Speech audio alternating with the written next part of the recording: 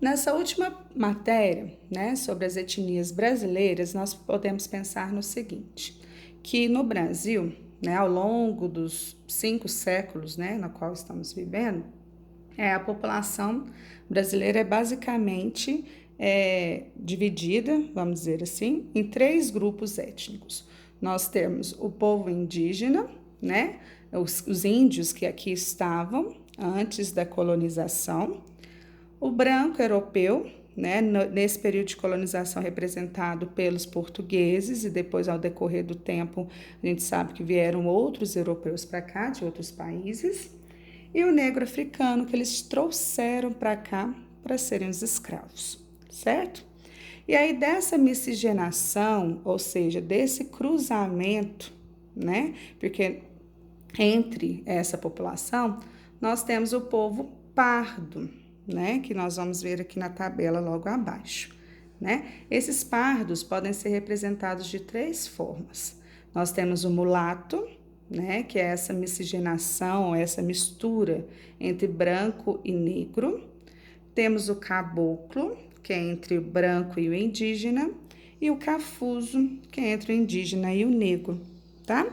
E hoje nós temos uma população atual no decorrer do tempo. Percebam o seguinte, uns números mais importantes aqui. No Brasil, em 1950, a maioria da população era branca, a grande maioria. Depois nós tínhamos os negros, pardos, amarelos, né, que são os japoneses ou asiáticos no geral, né, e indígenas, e os não declarados. Beleza. Perceba no decorrer do tempo, agora em 2010, nós temos 48% da população, né, se considerada branca, e 43%, os 2 maiores números, dos pardos. Então, percebam, o Brasil não é de maioria branca mais, como era antigamente, né? Então, se não é branco, por que a gente continua com tanto preconceito? Vamos pensar nisso, né? Por que o branco continua com preconceito em relação ao asiático e em relação aos índios e principalmente em relação aos negros, tá? Não deveria ser assim, né? Tanto é que quase, né, metade da população é considerada pardo, tá? Então, nós temos que perceber que os negros, ou os afro-brasileiros, como dito aí na apostila, eles ainda vivem em situação de preconceito e desvantagem se comparado ao restante da população brasileira, tá? Então, nós vamos falar de vários casos. Em questão de moradia, né? Igual um áudio que eu mandei através da Melinha para vocês aí no grupo. Em questão de moradia, a moradia dos negros, né, ainda são inferiores à moradia dos brancos. Percebam, né, nas favelas, nos bairros mais humildes, né, que tem mais negro do que branco. Percebam nos condomínios de luxo, né, existem mais brancos do que negro. Percebam os moradores de rua, mais negros do que branco. Questão salarial, a mesma coisa, né? Os cargos de chefia que a gente falava lá, né, no preconceito da mulher, o negro também sofre, né? Você não vê tanto executivo, né, negro. E aí, quando a gente percebe isso, ainda vem quando acontece, né, de um cargo de chefia, um médico negro, né, aí a pessoa fica pensando, mas por quê? Né? O que ele fez? Porque como que ele conseguiu? Sendo que deveria ser algo natural, como acontecem com os brancos, né? Então, tem esse preconceito em relação ao trabalho, né? Os salários são inferiores, o número de analfabetos no Brasil, né? Nós temos mais analfabetos negros do que brancos, tá? Desemprego, a mesma questão, hoje, né, existem mais desempregados negros do que brancos e os baixos cargos, tá? Então, se você for perceber no decorrer do tempo, aquele preconceito, né, que o negro tinha em relação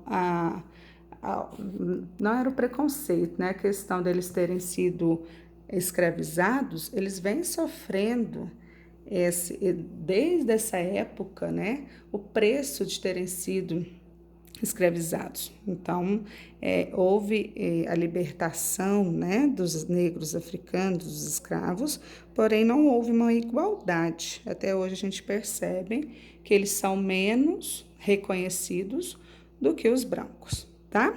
Lendo as páginas 65 e 66, vocês vão ter uma ideia melhor. A outra população composta aqui no Brasil são dos indígenas, os índios, né?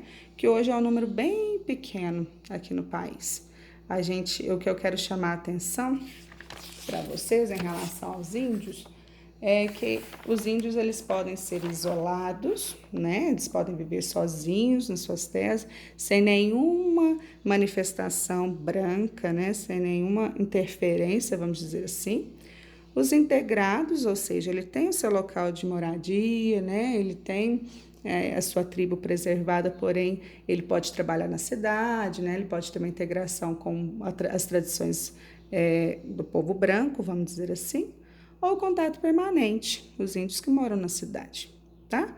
O que a gente tem que fazer da nossa parte? Preservar, né, a cultura deles, respeitá-los, né, devolver a eles esse sentimento de pertencimento, né, para que eles possam praticar suas tradições, seus costumes, sem preconceito, sem perdas, que não é o que a gente percebe, né? Em 1973 foi criado o Estatuto do Índio para demarcar as terras, que é o que eles mais sofrem no decorrer desse tempo. Eles vêm perdendo as suas terras, vêm perdendo o seu local, né, de moradia para o branco, para o agronegócios, né, para plantar e colher alguma coisa, para o nosso consumismo, e eles vêm perdendo suas terras no decorrer do tempo. Percebam nesse mapa na página 67, né? Em 1973 foi criado esse Estatuto do Índio para demarcar essas terras indígenas, ou seja, para mostrar, ó, aqui é do índio, ninguém toca. Só que isso não foi feito, só 10%, né, nesse decorrer do tempo, dessas terras que foram demarcadas, que são essas marcadas aqui de verde, né? As de vermelho ainda tem que identificar essas terras, e as de laranja são as terras que ainda começou o trabalho, mas não terminou. Então, assim, eles tiveram muitas perdas, né? A gente vê aí direto na televisão essa luta dos indígenas de preservação dos seus modos, costumes e terras, e que nem sempre é respeitado, tá?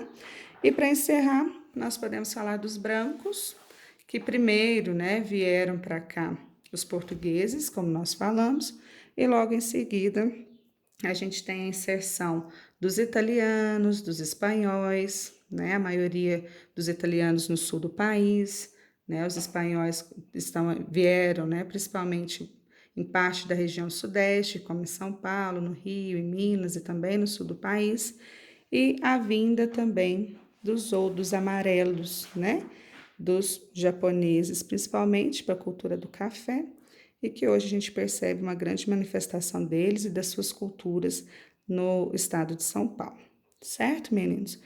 Diante disso, vocês vão ler a apostila, estudar, né, compreender os textos, pensar na nossa realidade, né, e terminar a apostila fazendo os exercícios até a página 78.